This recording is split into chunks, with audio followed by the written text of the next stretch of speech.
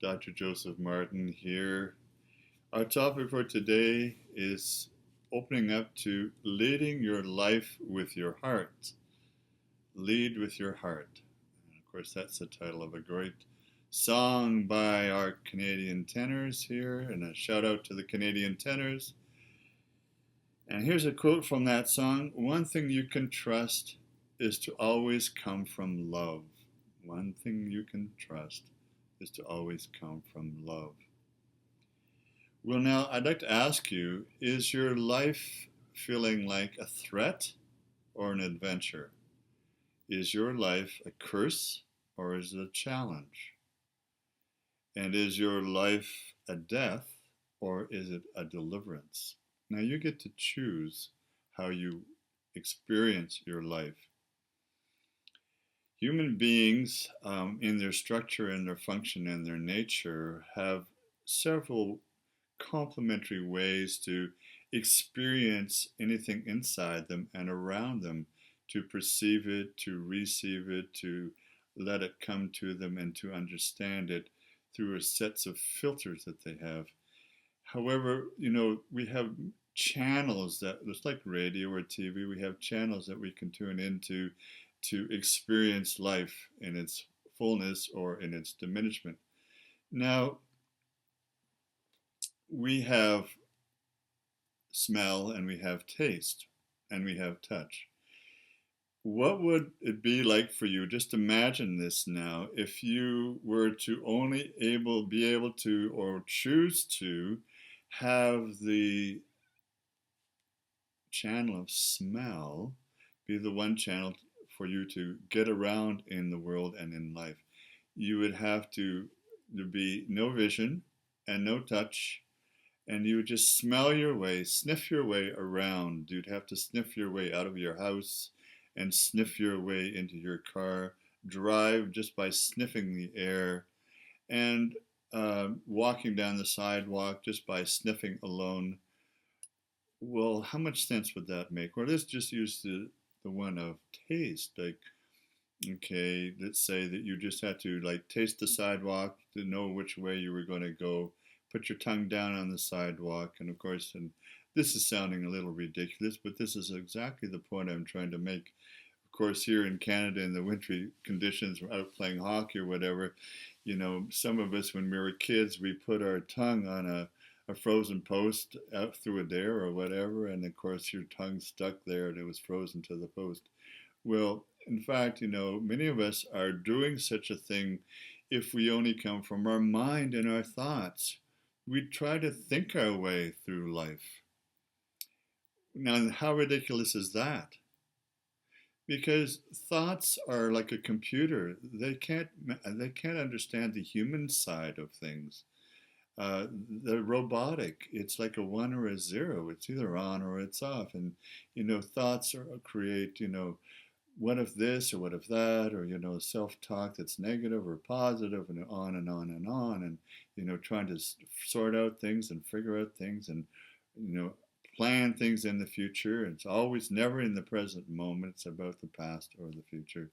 And how ridiculous is it to try to think your way through your life? So it's like leading with your thoughts is going to create anxiety, fear, despair, and running away and shutting down. Leading with your heart, it's the only singularity about human nature. The heart is the only one that's a unified organ of experience, of giving and receiving back. It's the only modality of transmission. It's the only operating system, if you like, of the true unkwe huwe, we say in Mohawk, the true hearted human being. I know a lot of the indigenous peoples that I know around the world, and we all are uniquely indigenous to the planet, of course, but it was rather incredulous, I would suggest, when the first non-indigenous peoples came to Turtle Island or other continents of the earth, to realize that these people were operating through the operating system of their thoughts, which was quite incomprehensible when we all knew that the Creator only created us to live and and our experience of life through the heart, the one organ that is meant to be the one that's important.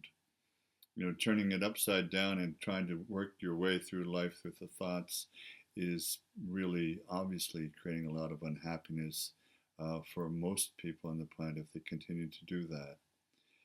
So you can make a choice, the longest or the shortest journey between yourself and your fulfillment in life. It will be the one from the head with the thoughts to the heart, which is the only place to really live and feel the fullness of the flow of the true-hearted human side of our nature.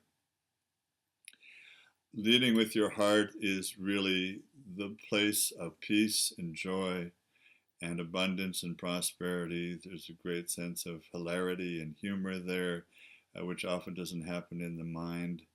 And this is the place of richness and creativity and experience and expressivity.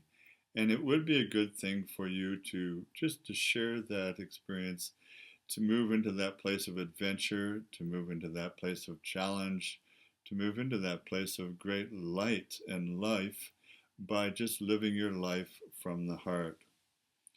Many people have done that and offered us this possibility through their music and their words. For instance, Bob Marley, his song One Love, a great kind of anthem to just come from that place inside. And we have a great quote from Tashuka Witko, known as Crazy Horse as well. He says, "One heart, one love, one mind, one drum." And that's the circularity of the fullness of the unity of your own experience, and then joining that in the circle of the one of us that are here on the planet. Well, in another sense, in cosmological sense, we can say and know that there really is only one source in the universe, and that's the place of the Big Bang in terms of astrophysics and so on. And we can reimagine that within ourselves, within our own personal life and our own personal mythology, to go back to that one source and have a big bang of a time by getting out of our heads and into our heart. And my hope and joy for you is that you have a whale of a time in your life and that you experience yourself with all the infinite, ever-flowing joy and love that can come from when you are in your one heart. All life and love and blessings to you, and we'll see you again sometimes real soon, feeling the love between one another and for all of us here together. Keep feeling that, brothers and sisters.